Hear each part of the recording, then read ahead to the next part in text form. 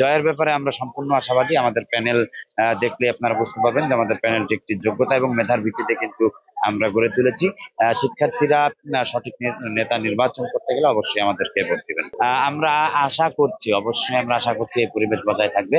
আমরা তো এই পরিবেশ বজায় থাক তাই আমরা চাই একটি সুষ্ঠু সুন্দর নির্বাচন, গ্রহণযোগ্য, বিতর্কহীন, প্রশ্নহীন ভাবে একটি নির্বাচন অনুষ্ঠিত হোক। ভোটারদের উদ্দেশ্যে বলা একটাই কথা যে আপনারা আহ দীর্ঘদিন পরে সুষ্ঠু পরিবেশে ভোট প্রদানের সুযোগ পেয়েছেন। আপনাদের এই সুযোগটি আপনারা সঠিক পথে কাজে লাগাবেন। আপনারা সঠিক নেতৃত্ব বাছাই করবেন। কারো দ্বারা প্রভাবিত হয়ে প্রলুব্ধ হয়ে ভোট দিবেন না। আপনাদের মেধা এবং আপনাদের বিবেক দ্বারা বিশ্লেষণ করে অবশ্যই আপনারা যোগ্য ব্যক্তিকে ভোট দেবেন। না, সেটি অবশ্যই অমর্জনীয় কালি। আপনারা দেখতে পাচ্ছেন আমার হাতের কালি কিন্তু উঠে গিয়েছে। আর 10 মিনিট না, আর 5 মিনিটের মধ্যে আমি যদি পানি দিয়ে ঘষা দিই অবশ্যই উঠে যাবে। আর এই যে আপনি দেখতে পাচ্ছেন ভোট আমার সাথে দিয়েছে, আমার পরপরই ইনি ভোট দিয়েছেন।